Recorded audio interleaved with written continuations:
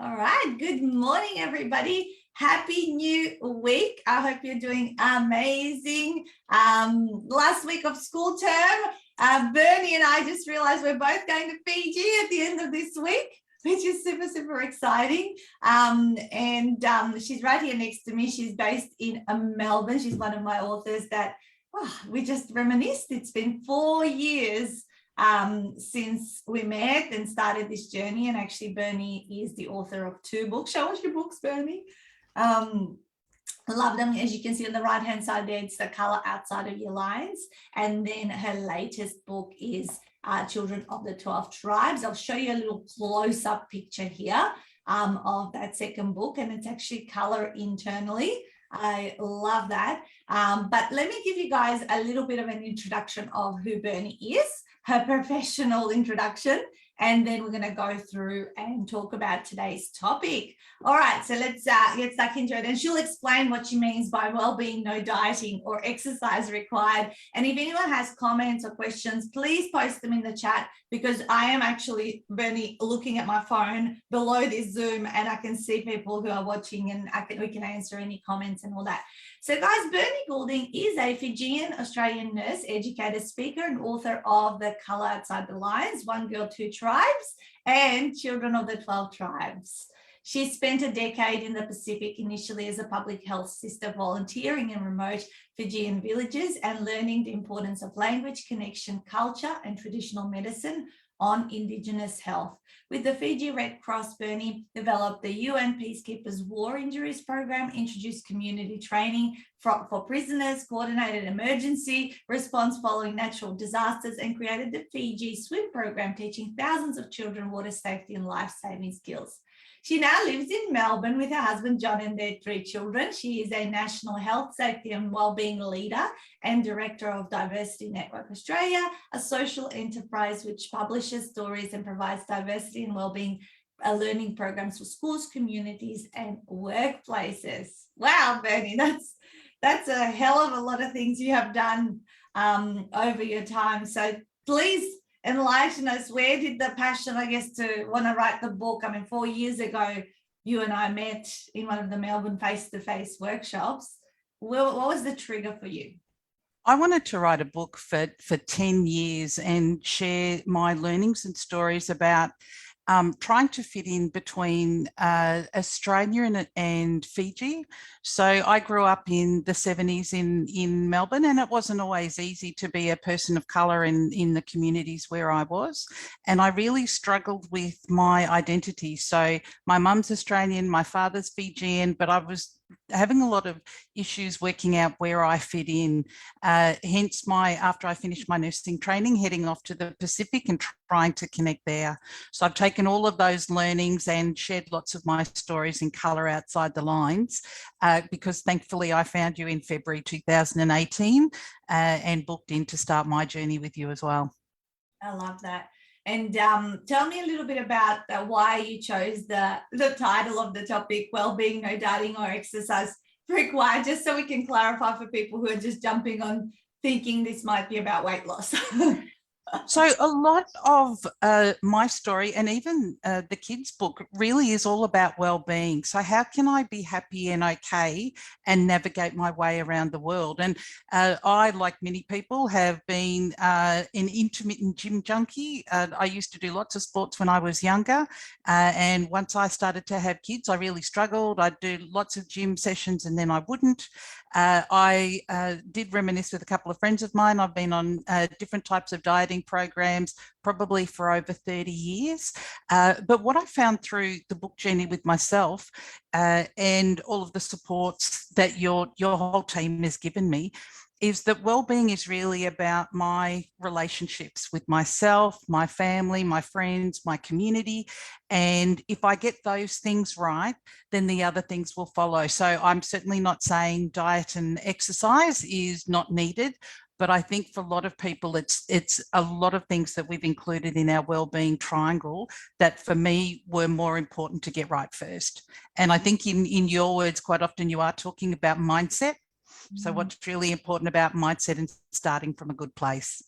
Yeah, I love that. And relationships are so important, and like, that self-care. I think if we have that self-worth and confidence within ourselves, then we are going to do the things necessary to be healthy and well. Yeah, I love that. So what do you talk about? Give us a little bit of an insight into what your passion is, and the common thread throughout your books that we can get benefit from. So really good questions. A lot of that journey I actually sorted through while I was writing the book, because that process really helped me clarify. In the book, I talk about understanding your history. So that's your personal and family history, but it's also the history of the communities that you came from. So in my case, Fijian and Irish English Australian. And then it was working out, okay, that's my history. Some of it was really challenging. In amongst my dad's family, there's a lot of trauma because they did grow up in poverty. He lost his mother early. They were kind of taken from place to place, and everyone was struggling. Second World War, that's how they lived through the Pacific, is a really key point of the book. And so I've taken what I learned about my history and the trauma and the beliefs that I had, and then I started building my wellbeing triangle. So the first element is security. How can I feel safe in the communities where I'm living? How can I make sure that I've got a response plan that I talk about for kids of colour? Even now in Australia, 80% of kids who come from non-English speaking backgrounds will face racism at school. That we do still have 5% of our population who are physically assaulted based on race and discrimination, and 20% of us will have one of those racial and discrimination issues every year that goes on. So unfortunately for people like myself, I'm married to John, who's a Fijian. So we have kids of colour, and we do need to have plans so that they can respond to questions like, where do you come from? You don't belong here. Go back to where you came from. Unfortunately, is still something that a lot of kids face. And then how to keep themselves safe and really understand why it is that is an issue for some people. The second element is belonging that we talked about before. And the third element is identity. So how can I be comfortable and strong in myself, my background, and all of the different identities that I have? And how can I use that to build my purpose and then ultimately my well-being? So the process really did help me build that triangle. Yeah, I love that. And the safety response plan. So what does that consist of? Like, is it the ability to answer some of those questions if you are in those situations, or? Absolutely. Yeah. So the Australian Human Rights Commission and others provide some advice about what to do if you are verbally abused, physically threatened, and if you're a bystander. So how can I help support that person who may be, the victim of that kind of violence or abuse? And quite often the answers are, you've got to do what's safe first. So I may need to make the choice about withdrawing from the situation. If I'm a bystander, I might choose to stand with that person. But if I'm on the receiving end of it, I need to choose to walk away from it.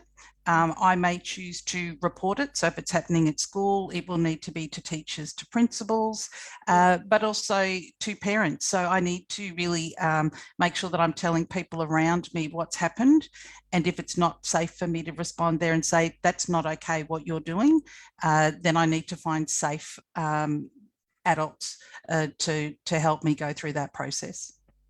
How old do children get taught something like this, and how do they get access to it?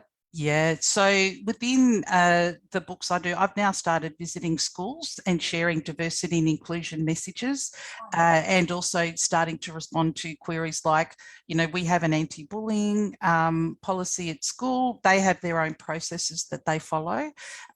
My journey is really about helping share my stories, not just with kids of colour or people of colour, but also for their increasing white allies. So who are the kids who can help support and help to shut down a lot of that attention? So within schools, it's teachers, but increasingly now it's students. And I'm really pleased to see we've certainly moved along since the 70s and the 80s. So kids are much more receptive to this message now.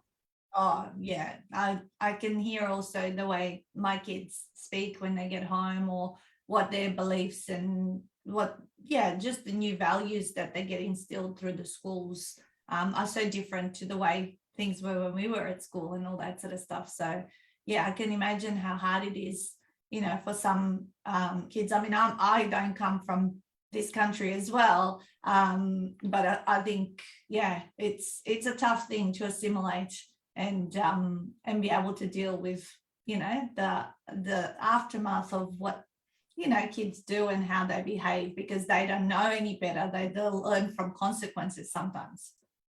Correct. And I think a lot of what I'm increasingly learning is a lot of the beliefs that we have around culture and racism and discrimination, it's not verbal. So you know how we learn a lot of our messages from the way we see people treated, but it's not that clear. And now in the world, they're talking about microaggressions or discrimination that's really subtle. So some of the work that I do, both with my current employer, but also out in communities, is teaching them about what that equality looks like, and tying the message quite often to disability. So I know we have lots of authors who have worked through that disability, because one of the things I learned was the triangle's the same, not just for people of colour, but also for people with disability who also need their security, belonging, identity, purpose and well-being, which is great. You need to collaborate with Jules. I so do. I'm watching her books as we go. Amazing stuff. Watching this interview right now because we're going to be having our meeting, and she's reading. I don't know if you watched her TED talk recently on inclusion, and she's got another book on the way. And so what's your passion? Like, what are the things you want the books to do in the world? Is it share more of this, education and message? When I wrote the first book, I thought, phew, it's done. And I felt like that was the end of the journey. And of course it wasn't. So it was just the beginning. After I wrote the book, it really sent me down this path of how can I support particularly Indigenous communities in the Pacific. So there's acknowledging the Aboriginal and Torres Strait Islander experience. But for me, it's really about how can I support Pacific Islanders, some of whom are connected to Aboriginal and Torres Strait Islander communities. But it's sharing all of our history and our language, because Pacific people pass things down orally. Not very much is written. There aren't lots of Pacific authors out there. So part of the journey was about encouraging people to also share their stories and their knowledge as well, which really led me to the kids' book. So that started with a competition in the UN declared Year of Indigenous Languages. I encourage kids to send me through simple words in their languages, artwork, and I might actually turn to, and some stories and poems. So we got some amazing artwork from lots of kids, and I'm so grateful that you let me publish those in colour, because it has been so well received. And the kids that contributed to that book, they're now using that as part of their resume and applications to get into universities, to get scholarships to do further education in Australia and New Zealand. Awesome is that. I love that. Part of me getting my son into his high school, the book up there, I actually we encouraged and did it together, for him to release it. And it was for part of like sending it to the school, because we weren't in the zone. So we were kind of going, maybe he'll be looked upon more favorably. And he certainly got a spot in the school he wanted to go into. But that's a really powerful thing to do. Imagine like kids, being featured in a book or having written a chapter or something, that would be a really cool project for you to do, is now do a collaborative book with kids who write a chapter. They contributed the illustrations, is that right? Yes, they did stories, short stories, sharing their experience in the beginning of COVID. They did lots of poems and songs, but also really just snapshots of what it was like to be an Indigenous person wherever they were. So I got some amazing stories from 12 different tribes, hence the story of the book. So they came from everywhere. They all got a little bit of prize money, which also helped them to pay for school fees and books as well. Yeah, very cool. I love that. I love that. So how was then the process, the difference? I mean, you obviously were compiling a lot of the stories and things in the second book versus the first book you just wrote yourself. How was the difference in doing each of those projects? I was really lucky to do one of the residential 48-hour programs. And so I just had an amazing time with lots of really cool, I think we were all women, but one gentleman who was in our program. But it was a really relaxed way of doing it. And because you have a format and a plan to follow, then you didn't get stuck. So I can be guilty of procrastinating and wanting it to be perfect. And I did need Stuart to tell me to let it go as we were working through version number 4, 5, 6, 7, 8, 9, 10. Versus the second process, it was about collating, but I was still working with your team to make sure that I got them all in the right bits and got some really good recommendations, of course, and finally got it out there and published. Yeah, I love that. And you've done some other little things alongside the books that you've published. I was just stalking you before the interview and I had a bit of a look what you and Nick had done. Do you want to tell me a little bit about that? Yeah, if you don't mind. So one of the things, Mick Walsh is one of the educators with the Learning Curve. They do school journals and we published a Wellbeing at Work journal together. So they use the PERMA framework, but again, a lot of it is mindset and supports and just teaching people to be kind, the value of gratitude in the workplace. And the reason that we put that journal together was really how do we help people in COVID who are staying home, where we're seeing increases in conflict and people just being tired and fatigued. So that journal I'm really proud of is a bestseller. Mick is certainly well known in the sector, and they send books to 20 different countries, but it's the first one we've done for workplaces and it's been really well received. I love that. Oh, that's really cool. And I love like how those extra products and resources have come from, and now there's a suite of different things that people can access and get help from. So is there another book on the cards? I mean, there has to be. I told you writing books is very addictive. You thought it was going to be it after the first one. What's the next one? What do you think the next one's going to be about? I think I will still continue to collect the tribes. So we did 12 tribes initially, but we've got 24 island nations that we could pull stories from.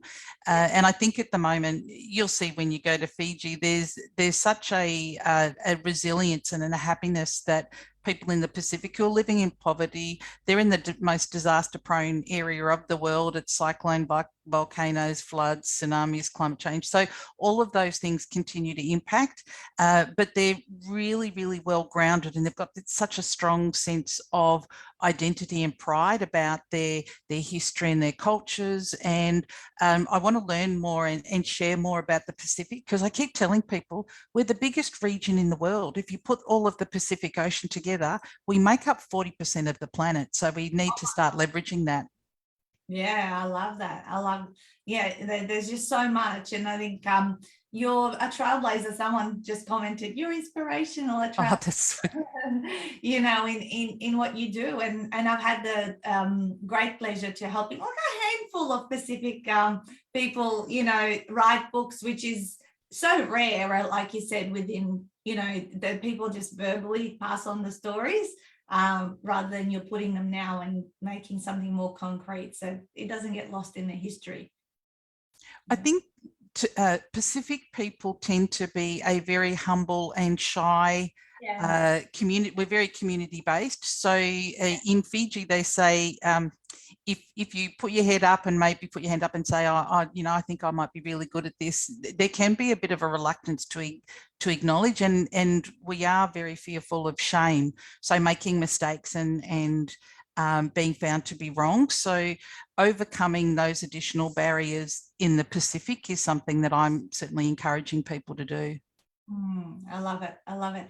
So what does the future hold? Where do you see yourself in the next 5 to 10 years?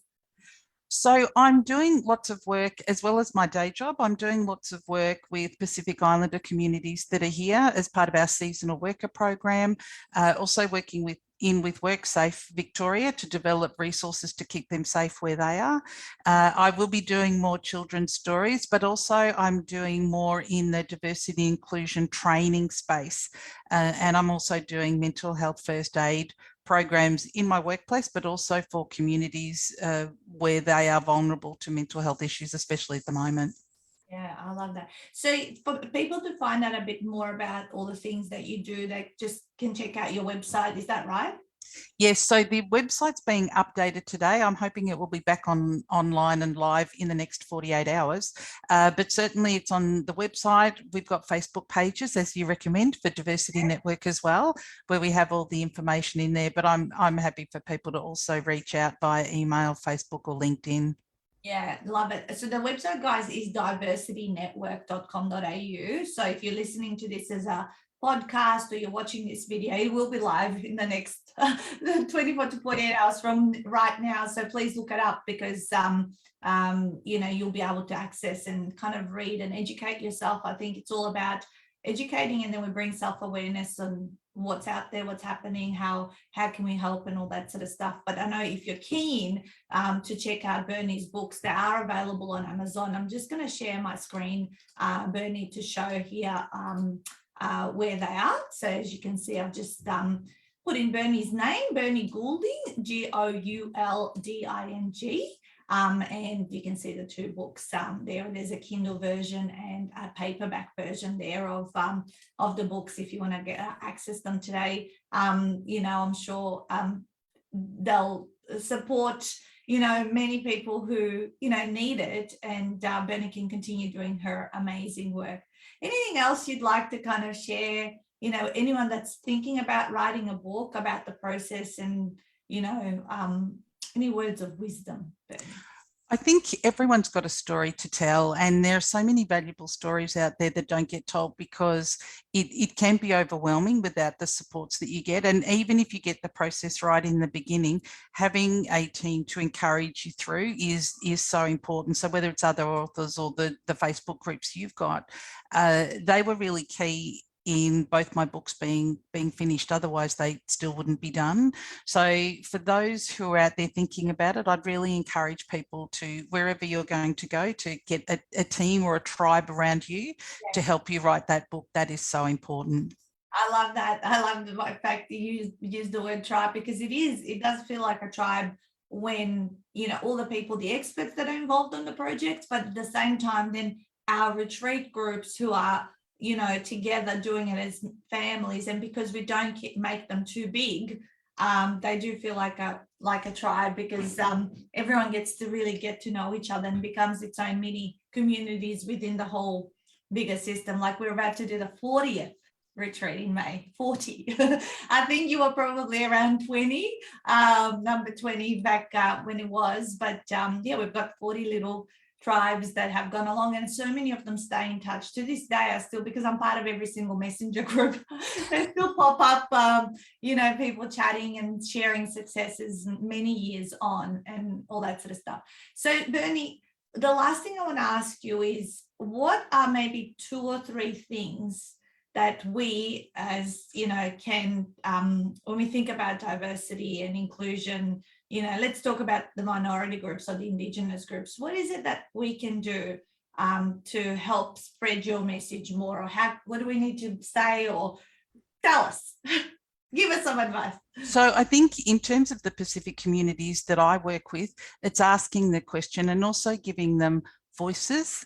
So if you have Pacific Islanders where you are, even people being interested enough to ask, can you tell me a bit about your language, your culture, your history, making sure that people feel included in the workplace. So celebrating diversity at work, at school, out in community is so important. And I think in terms of that safety element, just realising that for a lot of people of colour, in terms of the stress continuum, quite often as soon as they step outside of their doors, they're in that orange to red zone where they're kind of waiting for things to happen. So if I know that, sometimes I can help be the ally. So how can I support them, stand with them on public transport, certainly at schools, making sure that I teach my kids to be inclusive and appreciate the different languages and cultures as part of that safety plan element. But increasingly just understanding that the wellbeing triangle really applies to everybody. We're all connected and we're all very much the same in what we need. Our disability communities, our communities of colour, but also all of our tribes. And I've got a wonderful white tribe that supports me, my mother's family, and also my friends who have been really instrumental. So I think they're the key things for me. Yeah. All right. So I got it. Number one, be curious, ask questions. All right. And find out more about other people. Number two is celebrate. And, when you're with people and the different cultures, what an awesome thing to just try out different foods or talk about different songs or dances and things like that. And number three was like include people, like be when they're around you, or if you feel someone is kind of like left out, bring them in. And I think basically, if you actually make your workplace as diverse as possible, like we in our organization or company now have people like Vivi's from the UK, Jules is obviously Australian, but she's very much in that disability diversity inclusion field, comes from that kind of background. We've got people in Macedonia who are working on book layout and design in Bulgaria, and we've got Lindy in the Philippines, and so we actually, I think everyone brings in so many various strengths from their culture of how they work and ideas. And I think if we were all the same, I think things wouldn't grow as much as they do when you actually tap into all of these different, values and perspectives. I think it brings in growth and real flavour to things, don't you think? I think that's so true. We're only now just starting to see how valuable people of colour are to, to media, to movies, to songs, to music, and other things where there is more of a voice. So I think I'm really lucky to have a really diverse team at work, and we just work so well together. That flexibility, but also appreciating different things, is how we all learn. So, and your team, of course, are exactly the same.